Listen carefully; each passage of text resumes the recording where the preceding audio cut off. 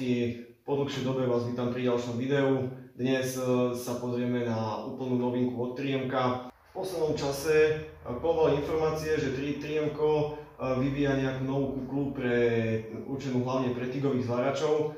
No a tá sa nám momentálne dostala do rúk.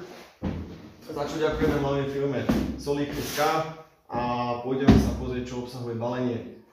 Takže už je vidieť, že 3Mka si dali záležať na obale.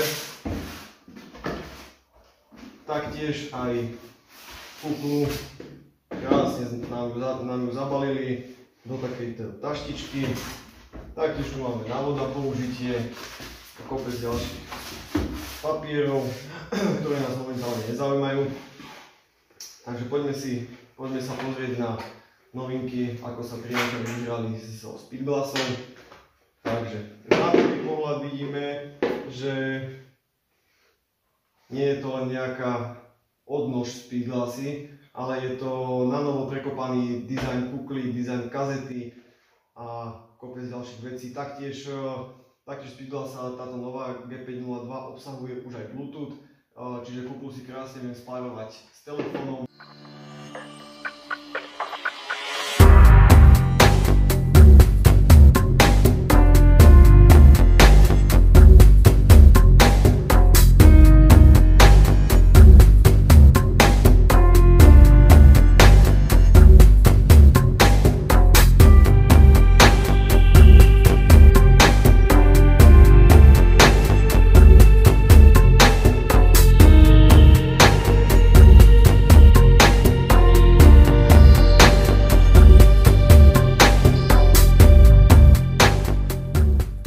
Toto je všetko, čo obsahuje toto balenie, takže pre toto video je to všetko.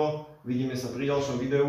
Túto kuklu ešte budeme skúšať, testovať, máme ju zapožičanú na týždeň, takže vidíme sa pri ďalšom videu a pokiaľ chcete vidieť toho viac, odoberajte, lajkujte, zdieľajte, vidíme sa.